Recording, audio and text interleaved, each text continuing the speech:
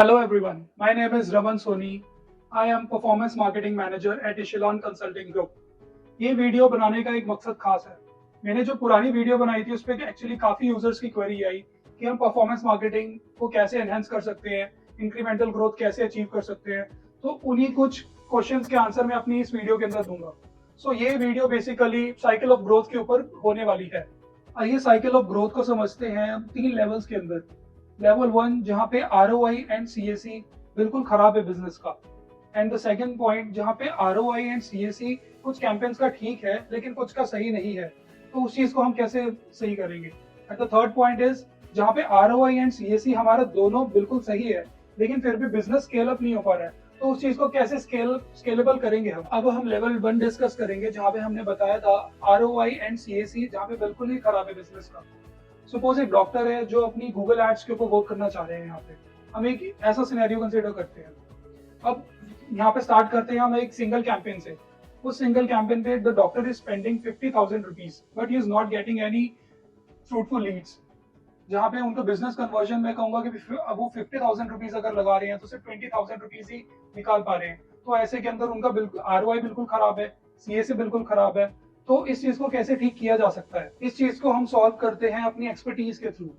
जहाँ पे हम ICG के अंदर क्या करते हैं कि हम एक तो कैंपेन क्रिएट करते हैं और फिर हम यहाँ पे डिफरेंट ऑडियंस ट्राई करते हैं कि भी उस डॉक्टर के लिए अगर वो पहले तो किस विसिनिटी के अंदर टारगेट करना चाह रहे हैं, उसके अंदर वहाँ पे कौन सी ऑडियंस सेगमेंट उनके लिए वर्क कर रही है, कौन सी वर्क नहीं कर रही है। फिर ये चीज की हम मैपिंग कर लेते हैं। तो यहाँ पे चेक करते हैं कि क्या जो डॉक्टर का बजट है वो इनफ है कि वो good amount of results generate कर पाए।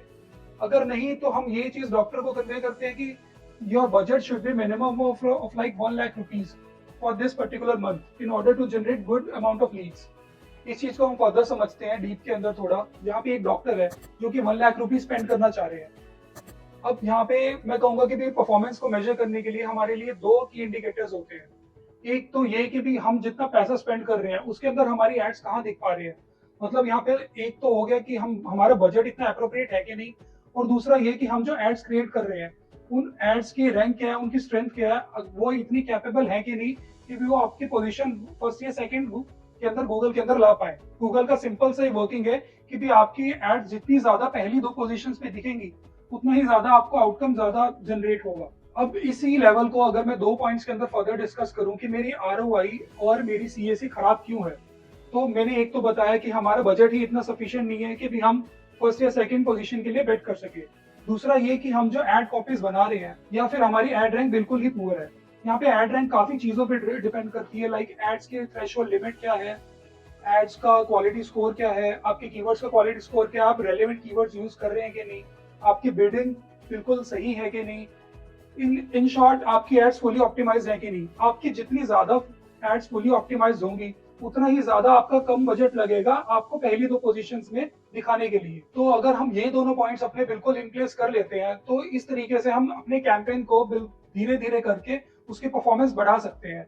ऐसा करने से हमारा ROI भी बढ़ेगा और हमारा CAC भी बढ़ेगा। सेकेंड लेवल हम जो डिस्कस करना चाह रहे हैं वो ये कि अगर हमारे पास सपोजली 10 कैंपेन्स हैं और उनमें से 5 कैंपेन्स बिल्कुल अच्छा आउटकम जनरेट कर रहे हैं और 5 बिल्कुल नहीं कर पा रहे हैं, तो ऐसा क्या है जो हम कर सकते हैं सो डेट बाकी 5 भी हमारे बिल्कुल सही से वर्क करने लगे। पहले तो हम ये देखेंगे हमने पहले 5 कैंपेन में ऐसा क्या किया था, हमारे लिए क्या चीज ऐसी उसमें वर्क करी थी जो हम बाकी 5 कैंपेन्स में नहीं कर पा रहे हैं। अगर मैं ये फिगर आउट करता हूँ अपने पहले 5 कैंपेन्स के अंदर कि भी मैंने जो ऑडियंस सेगमेंट यूज करी थी वो मेरे लिए बहुत ही ज्यादा रिजल्ट अच्छे जनरेट कर रही थी, या फिर उसके अंदर कुछ एक ऐसे कीवर्ड्स थे जो कि मैं बाकी उसके अंदर इंप्लीमेंट नहीं कर पा रहा हूँ। कई बार ये हो जाता है कि भी 2 कैंपेन्स विद सिमिलर कीवर्ड्स एक ही जगह पे टारगेट करते हैं, तो पहले ही गूगल के अंदर इतना कंपटीशन आता है और हम इंटरनली भी कंपटीशन क्रिएट कर रहे हैं। तो इस वजह से कई बार हमारे मल्टीपल कैंपेन्स होने के बावजूद भी हम बेटर ROI जनरेट नहीं कर पाते बिकॉज हमारे कैंपेन्स आपस में ही कॉम्पीट कर रहे हैं यहाँ पर। दूसरा मैंने बताया था कि भी जैसे हम पहले 5 कैंपेन से फिगर आउट करेंगे कि भाई हमारे लिए क्या चीज वर्क कर रही है, क्या उसकी ऑडियंस ज्यादा अच्छी थी, क्या उसकी बजट ज्यादा अच्छा था, क्या उसकी एड स्ट्रेंथ ज्यादा अच्छी थी, वही सेम चीज हम बाकी 5 कैंपेन्स में इंप्लीमेंट करेंगे। मैं जी इस चीज को इस तरीके से समझाना चाहूंगा कि एक डॉक्टर है जो कि प्लास्टिक सर्जन है जो कि एक अपना जेनेरिक कैंपेन चलाना चाह रहे हैं अराउंड प्लास्टिक सर्जरी और cosmetic surgery. And with the time हमने उनका कैंपेन बहुत अच्छे से चला दिया। If he was spending 1 lakh rupees, तो वो 3 लाख रुपीस का आउटकम जनरेट कर पा रहे हैं। यहाँ पे अब वो चाहते हैं कि भी हम उनकी टारगेट करें services like rhinoplasty, breast augmentation, gynaecomastia. तो ये चीज हमने इसका भी कैंपेन सेटअप कर दिया। वो कैंपेन लेकिन पहले वाले कैंपेन की तरह वर्क नहीं कर पा रहा है। तो पहले कैंपेन से हमें पहले तो फिगर आउट करना पड़ेगा कि हमारी क्या चीज वर्क कर रही थी। क्या पहला कैंपेन ऐसा तो नहीं कि उसी के अंदर ही सारा हमारा क्वेरीज आ जा रही है राइनोप्लास्टी या ब्रेस्ट की, जो हम अलग से टारगेट करना चाह रहे थे। अगर इस तरीके से है तो हमारा सेकंड कैंपेन कभी वर्क नहीं कर पाएगा। अगर ऐसा नहीं है तो क्या, ऐसे केस के अंदर हम उन एरियाज या उन सेगमेंट्स को टारगेट करेंगे जो हमने अभी तक करा ही नहीं है। सपोज अगर हमने पहले कैंपेन के अंदर भी अगर हमारी कोई ऑडियंस सेगमेंट वर्क कर रही थी, जो सेकंड के अंदर भी हमें आउटकम जनरेट नहीं कर पा रहे हैं, तो यहाँ पे हमारी नेचर थोड़ी फ्लेक्सिबल होनी चाहिए कि हम यहाँ पे अपने कैंपेन जब चाहे तब थोड़ा चेंज कर सके। आपके दिमाग में ये चीज नहीं होनी चाहिए कि ये चीज इसके लिए वर्क करी तो ये इसके लिए भी करेगी, ऐसा नहीं होता। तो क्या ऐसा जेनेरिक से सर्विस के अंदर स्विच करने पर हमने नोटिस किया जो हमारा सर्विस के अंदर वर्क नहीं कर पाया? यहाँ पे मैं बताना चाहूंगा कि जैसे जेनेरिक कैंपेन क्या है, उसके अंदर प्लास्टिक सर्जन या कॉस्मेटिक सर्जन कीवर्ड्स हैं, जिसके ऊपर थाउजेंड्स ऑफ सर्चेज हो रही हैं एक मंथ के अंदर। लेकिन दूसरी तरफ है लाइपोसक्शन, जहाँ पे बहुत हंड्रेड्स ऑफ सर्चेज हो पा रही हैं। तो एक तो मेरी सर्च ही पहले इतनी कम है, ऊपर से अगर मैंने ज्योग्राफी अपनी लिमिटेड रखी हुई है, तो रिजल्ट कैसे जनरेट होगा? इस केस के अंदर हम थोड़े और पिन कोड्स को टारगेट कर सकते हैं, अपना एरिया और थोड़ा और बढ़ा सकते हैं, सो डेट मैं ज्यादा से ज्यादा सर्चेस को केटर कर पाऊँ।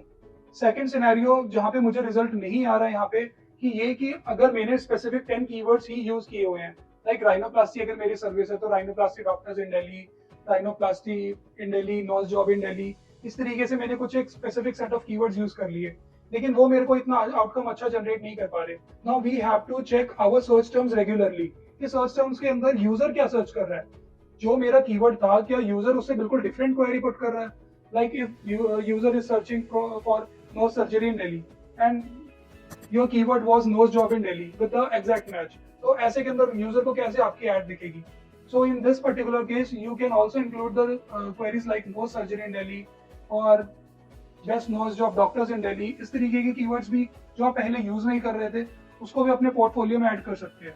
इस तरीके से आपका थोड़ा और एड्स का एरिया बढ़ेगा और आपका आउटकम जनरेट हो पाएगा। यहाँ पे मैंने सेकंड पॉइंट बताया था कि हमारी कीवर्ड्स के अंदर थोड़ी गड़बड़ हो सकती है, कि अगर हम एक specific set of keywords use कर रहे हैं और फिर भी हमें आउटकम जनरेट नहीं कर पा रहा है, तो ऐसे केस के अंदर हम जाएंगे अपने सर्च टर्म्स के अंदर कि यूजर क्या सर्च कर रहा है। अब ये अगर यहाँ पे यूजर इंफॉर्मेटिव पर्पज से आया हुआ है और फिर भी वो if someone is searching for what is nurse job, तो वो मेरे लिए रेलेवेंट है ही नहीं, क्योंकि वो तो इंफॉर्मेटिव पर्पज से आया है, वो कैसे क्लिनिक के अंदर टर्न अप होगा?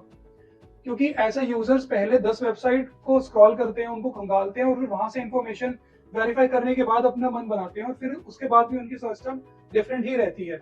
मैं जैसे इसमें 2 पॉइंट से डिस्कस करना चाहूंगा, जहाँ पे एक तो मेरी क्वेरी वैलिड थी, like the user was searching for no surgery in particularly South Delhi. तो ऐसा ये मैंने कीवर्ड अपने पोर्टफोलियो के अंदर नहीं लिया हुआ था, बट इस कीवर्ड को यूज करके एक कन्वर्जन मेरे को आया है, तो मैं इस चीज को डेफिनेटली अपने पोर्टफोलियो में ऐड कर सकता हूँ। यहाँ पे दूसरा केस भी आप कंसिडर करके चले कि आपके पास 10 कीवर्ड्स थे, लेकिन फिर भी आपको अगर लीड नहीं आई है, तो ऐसा भी हो सकता है कि आपकी एड्स बिल्कुल ही इररिलेवेंट कीवर्ड्स पे दिख रही हो। या दूसरा case negative keywords. Negative keywords के थ्रू भी आप अपने कैंपेन को बहुत ज्यादा स्केलेबल बना सकते हैं, लेकिन आपको ये सही से करना आना चाहिए। अगर एक डॉक्टर है जो कि नोज सर्जरी सिर्फ दिल्ली के अंदर करता है, और एक यूजर है जो सर्च कर रहा है नोज सर्जरी इन ग्वालियर या नोज सर्जरी है ये नागरा, तो वो मेरे लिए कैसे रेलेवेंट हुआ? तो इस केस के अंदर हम जैसे आगरा हो गया या दिल्ली हो गया, या पूरी सर्च टर्म ही नेगेटिव के अंदर डाल देते हैं कि आगे फर्दर अगर कोई यूजर इसी तरीके की क्वेरी पुट करता है तो उसे हमारी एड ना दिखे। इस तरीके से हम अपना काफी पैसा सेव कर सकते हैं। सो ये कुछ पॉइंट्स थे जिनको हम इम्प्लीमेंट करके अपना सेकंड पॉइंट जो कि था ROI एंड CAC, कुछ कैंपेन्स के लिए सही था, कुछ के लिए खराब था, तो ये डिफरेंट चीजें ट्राई करके हम अपना इम्प्लीमेंट कर सकते हैं। The third point which we are going to discuss, if your ROI and CAC are in good place, then how will you scale your business. अब कंसीडर करते हैं कि एक डॉक्टर जो कि 1 लाख रुपीज स्पेंड कर रहे हैं and now he is achieving good outcomes, like he is generating 5 lakh rupees from that particular 1 lakh rupees. But क्या मुझे 2 लाख रुपए करने से भी 10 लाख रुपए जाएगा? नहीं, ऐसा नहीं होता। ये डिपेंड करता है आप किस ऑडियंस को टारगेट कर रहे हो, किस मार्केट को टारगेट कर रहे हो। अगर आप फेसबुक के ऊपर टारगेटिंग कर रहे हो तो वहां वो डिफरेंट वर्क कर रही है गूगल से। फेसबुक पे अगर आप 1 लाख रुपीज स्पेंड कर रहे हो and if you are generating 5 lakh rupees, तो 2 लाख रुपीज लगाने पर आपको 9 to 10 लाख रुपीज इजीली मिल जाएगा। लेकिन गूगल के केस में if you were spending 1 lakh rupees and you were generating 5 lakh rupees, तो 2 लाख रुपीज स्पेंड करने पर हो सकता है आपको सिर्फ 6 या 7 लाख ही मिले। बट ऐसा क्यों है? सी, पहले हमें प्लेटफॉर्म्स का ही डिफरेंस समझना पड़ेगा। फेसबुक एक ऐसा प्लेटफॉर्म है जहाँ पे आप अपने फ्रेंड्स की फोटोज देख रहे हैं, उनकी वीडियोस देख रहे हैं, और उसी बीच एक ऐड आ जाती है जहाँ पे एक डॉक्टर की ऐड है, like if you are having gynecomastia then you can reach us out on this number. वहीं गूगल एक ऐसा प्लेटफॉर्म है जहाँ पे आप खुद सर्च करके जा रहे हो कि आपको gynaecomastia and you are looking for the treatment. So ये फर्क है दोनों प्लेटफॉर्म्स का। गूगल के केस के अंदर आप खुद सर्च कर रहे हो तो सर्चेस लिमिटेड है। एज इन दिल्ली के अंदर कितने लोगों को गायनेकोमेस्टिया होगा और कितने एक्चुअली के अंदर ट्रीटमेंट के लिए देख रहे हैं। तो लिमिटेड नंबर ऑफ सर्चेस होने की वजह से मेरा आउटकम हमेशा लिमिटेड रहेगी। इसीलिए मैं 2 लाख का 10 लाख नहीं कर पाऊंगा इस केस के अंदर। बट इस चीज को हम कैसे फिर भी स्केलेबल बना सकते हैं, यहाँ पे मैं 2 पॉइंट्स कंसीडर करके चलूंगा कि एक तो मैं वहां तक अपना बजट बढ़ाऊंगा जहां तक मेरे आउटकम्स भी मल्टीप्लाई हो रहे हैं। दूसरा सिनेरियो ये कि अगर मेरे को आउटकम जनरेट होने बंद हो गए हैं तो क्या मुझे कोई डिफरेंट सर्विस टारगेट करनी चाहिए। If I am spending 1 lakh rupees for gynaecomastia और 2 लाख रुपए के अंदर मुझे 10 लाख रुपए नहीं मिल पा रहे हैं, तो ऐसे केस के अंदर मेरा जो दूसरा 1 लाख रुपीज है उसको मैं डिफरेंट सर्विस पे टारगेट कर सकता हूँ, लाइक राइनोप्लास्टी और ब्रेस्ट ऑगमेंटेशन। इस तरीके से हम अपने बिजनेस को स्केलेबल बना सकते हैं। मैं यहाँ पे एक एग्जांपल लेना चाहूंगा एक प्लास्टिक सर्जन का, जो कि सिर्फ एक ही कैंपेन रन कर रहे हैं, वो है जेनेरिक कैंपेन। अब जेनेरिक कैंपेन जैसे मैंने पहले भी बताया था वो ज्यादा आउटकम दे सकता है आपको, बिकॉज उसके अंदर हर तरीके की सर्च टर्म आ रही है। If someone is searching for cosmetic surgeon near me or cosmetic surgeon in Delhi from to breast augmentation in Delhi, तो उन सबको ही एड्स दिखेंगे। बट यहाँ पे स्पेसिफिक होना बहुत ज्यादा जरूरी है। हमारा यहाँ पे गोल क्लियर होना चाहिए कि डॉक्टर एक्चुअली के अंदर चाहते क्या है। क्या वो स्कार्स के पेशेंट ज्यादा चाह रहे हैं या राइनोप्लास्टी के पेशेंट ज्यादा चाह रहे हैं? अगर ऐसा है तो बिजनेस को स्केलेबल बनाने के लिए हम जेनेरिक के साथ एक राइनोप्लास्टी का अलग से भी कैंपेन सेट कर सकते हैं। So if you are a doctor or a businessman जो इन तीनों पॉइंट्स के ऊपर स्टक हो गए हैं, जहाँ की पहला पॉइंट था कि आप अपना बिजनेस ही जनरेट नहीं कर पा रहे हैं, दूसरा पॉइंट था जहाँ पे आप एक बिजनेस एक पर्टिकुलर लेवल पर पहुंच के रुक गए हैं, या तीसरा लेवल आपका बिजनेस ठीक चल रहा है लेकिन आप उसको और ज्यादा स्केलेबल करना चाह रहे हैं, आप हमें रीच आउट कर सकते हैं हमारे नीचे दिए गए नंबर्स पर, जहाँ पर हम आपको आपकी परफॉर्मेंस मार्केटिंग स्ट्रैटेजी पूरी एनहेंस करके देंगे। Thank you.